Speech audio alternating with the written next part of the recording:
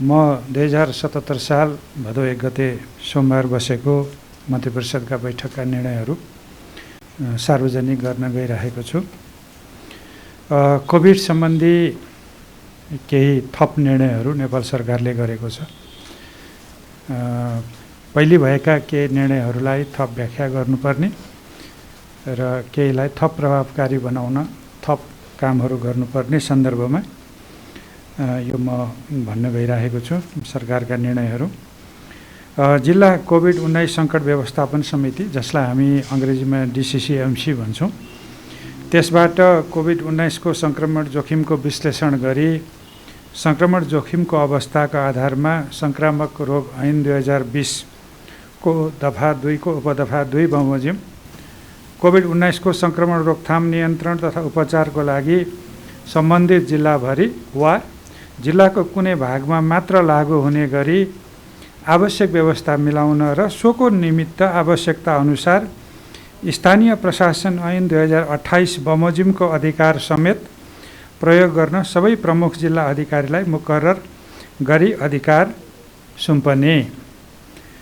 त्यसैसँग जोडिएको अर्को निर्णय छ, स्थानीय प्रशासन ऐन 2028 बमोजिम प्रमुख जिल्ला अधिकारीले कुनै स्थानमा निषेधाज्ञा जारी गरेको अवस्थामा त्यस्ता स्थानभित्रका सबै सरकारी तथा सार्वजनिक कार्यालयहरू न्यूनतम मात्रामा कर्मचारी उपस्थित गराई कार्यालय सञ्चालन गर्ने र सो बाहेकका अन्य कर्मचारीलाई सुरक्षित रूपमा घरबाटै सम्पादन गर्न सकिने तोकिएका कार्यहरू गर्ने अथवा वर्क फ्रम होमको व्यवस्था सम्बन्धित कार्यालय प्रमुखले मिलाउने।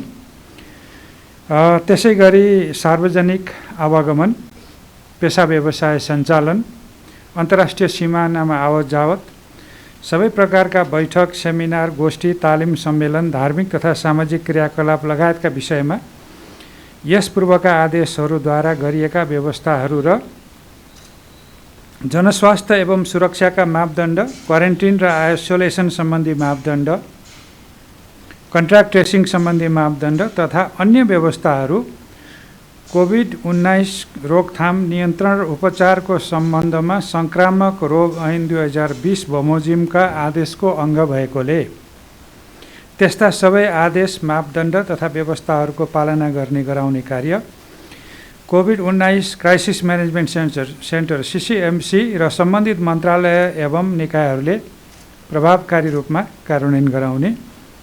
कोभिड-19 क्राइसिस म्यानेजमेन्ट सेन्टर र सम्बन्धित मन्त्रालयले सोको प्रभावकारी अनुगमन गर्ने। सो व्यवस्थाको प्रतिकूल काम कारबाही भएमा प्रमुख जिल्ला अधिकारीले कानुन बमोजिम तत्काल कारबाही गर्ने। यो विषयमा अलिकति व्याख्या गरौँ। सरकारले जारी गरेका कुनै पनि निर्देशनहरू, स्वास्थ्य मन्त्रालयले त्यो अर्थमा जारी गरेका स्वास्थ्य सुरक्षा सम्बन्धी मापदण्डहरू अथवा कोभिडसँग सम्बन्धित सबै निर्देशनहरू र निर्णयहरू सङ्क्रामक रोग ऐन 2020 को कुनै न कुनै दफा आकर्षित हुने गरी त्यसलाई टेकेर गरिएका निर्णयहरू हुन्। त्यो आदेश हो, त्यसको पालना गर्नु सबै नागरिकको कर्तव्य हुन्छ र त्यो आदेश पालना गराउनको लागि गृह प्रशासन र स्थानीय प्रशासनले काम गर्न सक्छ। त्यसो हुनाले सरकारले जारी गरेका निर्देशनहरू, मापदण्डहरू या कार्यविधिहरू जे जति छन् त्यसलाई आदेशकै अङ्ग मानेर सबै दिदीबहिनी दाजुभाइहरूले त्यसलाई सम्मान गर्ने, त्यसको पालना गर्ने र कोभिडको जोखिम नियन्त्रणमा सहयोग गर्ने र आफू पनि सुरक्षित हुने। त्यो अभिप्रायले फेरि यो विषयलाई यो चाहिँ सङ्क्रामक रोग ऐनकै अङ्ग हो है भनेर थप स्पष्ट पार्नु परेको कारणले र यो मापदण्ड पालना गर्ने गराउने निकायहरूलाई पनि यसमा कुनै दुविधा छ भने, स्थानीय प्रशासनलाई दुविधा छ भने, गृह मन्त्रालय सुरक्षा निकायलाई कुनै दुविधा छ भने त्यो दुविधामा नपर्नु हुन र सङ्क्रामक रोग ऐनको जुन आदेश हो, त्यो सङ्क्रामक रोग सम्बन्धी जुन आदेश हो, त्यो आदेशको अङ्गको रूपमा यी सबैलाई बुझेर त्यसलाई कार्यान्वयन गर्ने गराउने र त्यसको परिपालना गर्ने गराउने कुराहरू र सबैले त्यसलाई ससम्मान, त्यसको आचार संहिता, त्यसको निर्देशनभित्र बस्ने काम गर्नुपर्छ भन्ने दृष्टिकोणले यो कुरो मैले यहाँ थप व्याख्या गर्न चाहेको। अब दोस्रो विषय छ बाढी पहिरोसँग सम्बन्धित। हामी सबैलाई थाहा छँदैछ, हालै आएको अविरल वर्षाको कारण सिन्धुपाल्चोक र कालीकोट लगायतका देशका विभिन्न जिल्लाहरूमा विभिन्न स्थानहरूमा बाढी पहिरो आई ठुलो जनधनको क्षति भएको छ।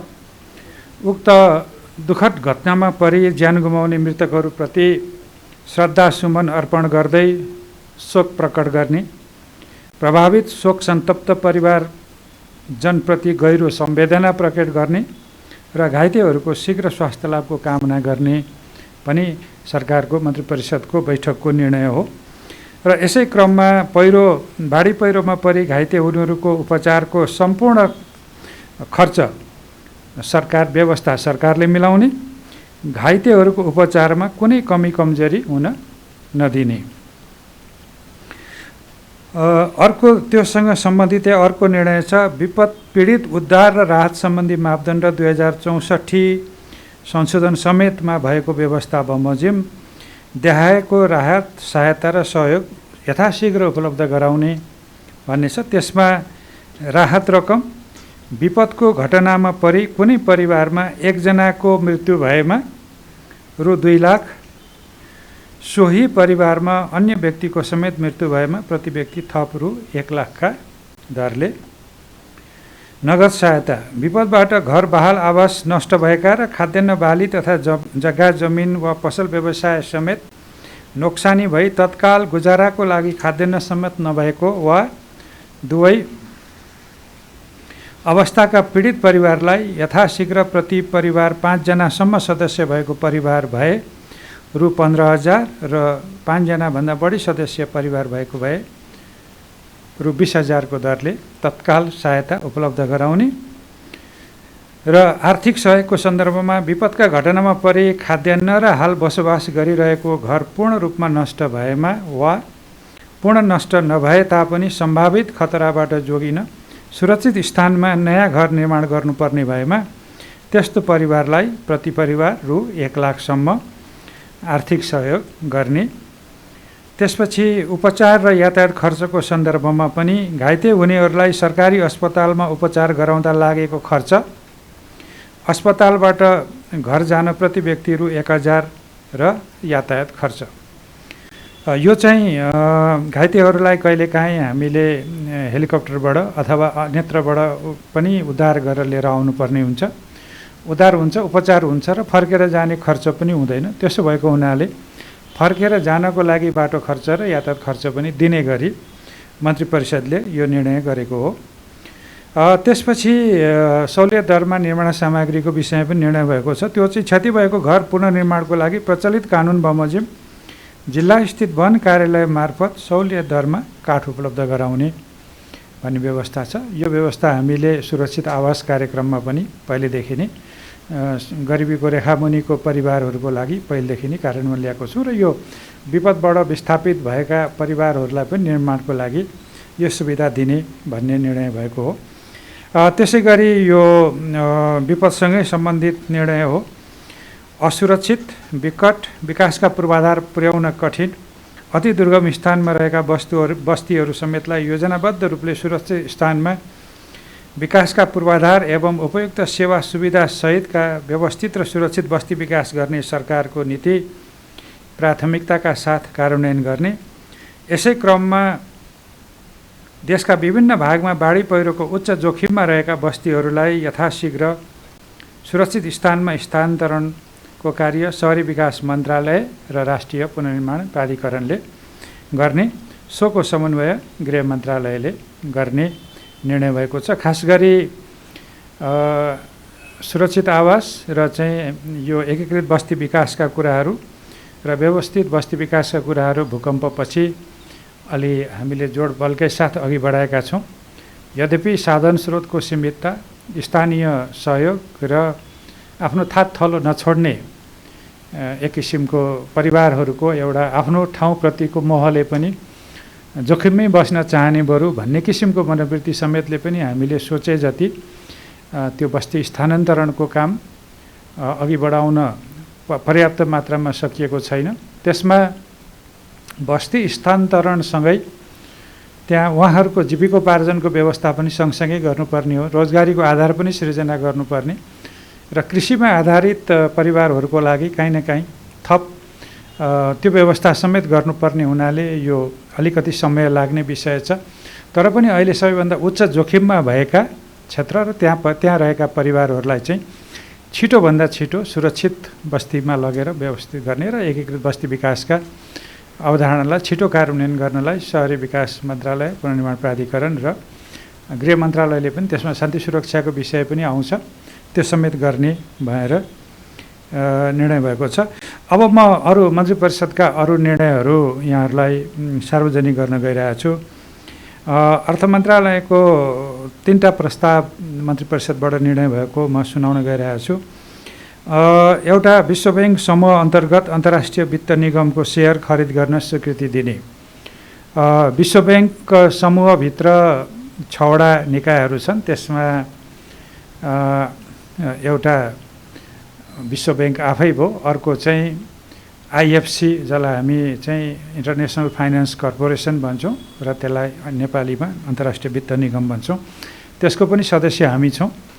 त्यसले आफ्नो पुँजी बढाउने र कारोबारको आकार बढाउने हुनाले उसले थप पुँजी माग गरेको र त्यो थप पुँजी दिनलाई सरकारले आफ्नो सेयर, त्यो संस्थामा आफ्नो सेयर नघट्ने गरी थप सेयर लगानी गर्ने भन्ने निर्णय गरिएको हो। अर्थ मन्त्रालयकै अर्को प्रस्तावमा यो शासक विद्युत प्रसारण र वितरण प्रणाली, खास गरी यो दक्षिण पूर्वी एसियाली, हामी चाहिँ दक्षिण एसियालीको पनि केही छिमेकी मुलुकहरूको बिचमा विद्युत व्यापार गर्नको लागि, विद्युतीय प्रणाली सुदृढीकरण गर्नको लागि एसियाली विकास ब्याङ्कबाट अमेरिकी डलर 200 मिलियन, करिब करिब 24 अर्ब रुपियाँ र त्यो चाहिँ सहुलियतपूर्ण ऋण, र नर्वे सरकारको तर्फबाट अमेरिकी डलर 35 मिलियन, जुन चाहिँ 4 अर्बभन्दा बढीको रकम हुन्छ, त्यो अनुदान चाहिँ स्वीकार गर्ने भनिएको छ। त्यो निर्णय भएको छ। अर्थ मन्त्रालयको अर्को एउटा प्रस्तावमा भएको निर्णय चाहिँ राजस्व बोर्डको अध्यक्षमा पूर्व सचिव महेश दाहाल र सदस्यमा पूर्व सहसचिव निर्मल हरि अधिकारीलाई नियुक्ति गर्ने मन्त्री परिषदले निर्णय गरेको छ। त्यसपछि कृषि तथा पशुपक्षी विकास मन्त्रालयको अनुदानको मल वितरण व्यवस्थापन निर्देशिका स्वीकृत गरिएको छ।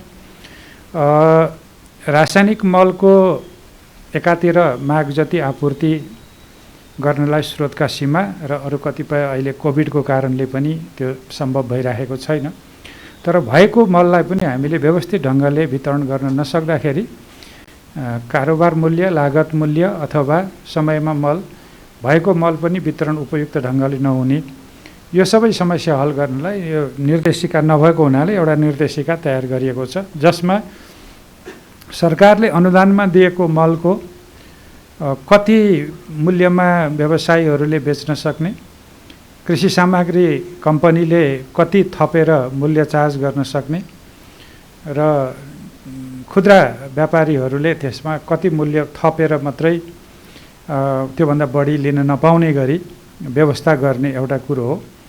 दोस्रो कुरा, त्यो मल कसले पाउँछ भन्ने विषयमा चाहिँ अब स्थानीय तहलाई र प्रदेशलाई पनि जिम्मेवार बनाऊ। हिजो केन्द्रीकृत शासन प्रणालीमा हामी स्थानीय विकास अधिकारी भन्थ्यौँ होला, जिल्ला समिति भन्थ्यौँ होला, विकास समिति भन्थ्यौँ होला। अहिलेको सन्दर्भमा हामीले प्रदेश र स्थानीय तहलाई पनि यसमा समावेश गरेपछि लक्षित समूह जसलाई रासायनिक मल दिनुपर्ने हो उसले पाउने व्यवस्था गर्ने र त्यसको अनुगमन स्थानीय तहबाट हुने व्यवस्था गर्ने र त्यसको लागि प्रदेश र स्थानीय तहमा पनि कमिटीहरू बन्ने र सम्भव भएसम्म कृषि सहकारीको माध्यमबाट, त्यो नहुँदाखेरि पनि निर्धारित कम्पनीहरूको माध्यमबाट निश्चित अनुगमन गरेर स्थानीय तह समेतको अनुगमनमा मल वितरणको प्रणाली अघि बढाउने भन्ने सन्दर्भमा यो निर्देशिका जारी भएको हो।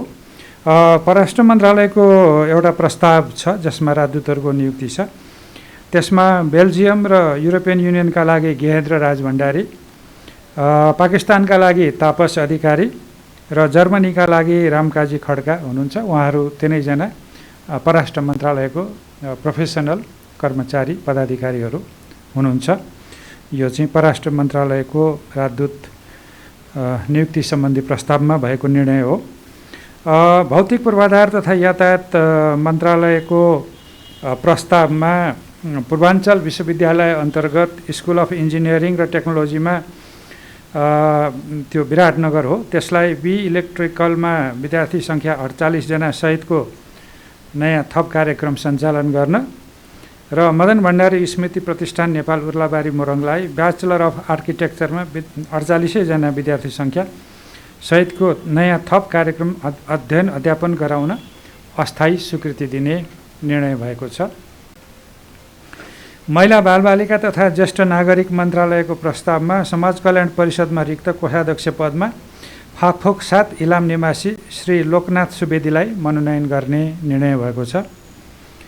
युवा तथा खेलकुद मन्त्रालयको प्रस्तावमा युवा तथा खेलकुद मन्त्रालय अन्तर्गत राष्ट्रिय युवा परिषदमा आर्थिक वर्ष 2077-78 का लागि 15वटा अस्थायी दरबन्दी स्वीकृत गर्ने निर्णय भएको छ। र त्यसै मन्त्रालयको अर्को प्रस्तावमा युवा तथा साना व्यवसायी स्वरोजगार कोषको उपाध्यक्षमा डाक्टर देवराज रोक्का खोटाङलाई नियुक्ति गर्ने निर्णय भएको छ। वन मन्त्रालयको प्रस्तावमा नेपालले ग्लोबल ग्रिन ग्रोथ इन्स्टिच्युटको सदस्यता प्राप्त गर्न नेपाल सन्धि ऐन 2047 बमोजिम सङ्घीय संसदमा पेश गर्न स्वीकृति दिने भन्ने छ।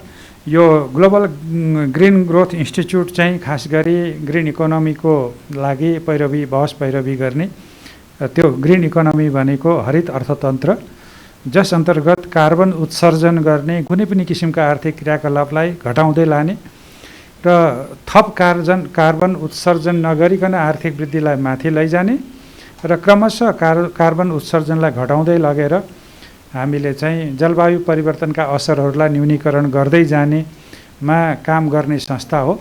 नेपाल त्यसको सदस्य भएपछि हामीले पनि यो क्षेत्रमा प्राज्ञिक र अनुभवहरूको साटासाट गर्न पाउँछौँ। त्यसो भएको हुनाले नेपाल पनि त्यसको सदस्य बन्ने र त्यसको लागि सन्धि ऐनकै व्यवस्थाबाट जानुपर्ने हुनाले संसदमा त्यसलाई पेश गर्नको लागि स्वीकृति दिने मन्त्री परिषदले निर्णय गरे हो। 5वटा पालिकाहरूलाई चाहिँ यो जग्गा प्राप्त गर्नलाई स्वीकृति दिने भन्ने सङ्घीय मामला तथा सामान्य प्रशासन मन्त्रालयको प्रस्तावमा गङ्गादेव गाउँपालिका रोल्पा, सुवर्ण गाउँपालिका बारा, गजुरी गाउँपालिका धादिङ, भानुवानी नगरपालिका तनहुँ र चौतारा साँगाचोक गढी नगरपालिका सिन्धुपाल्चोकलाई स्थानीय तहका आफ्ना परियोजनाको लागि जग्गा प्राप्त गर्न स्वीकृति दिने निर्णय भएको छ।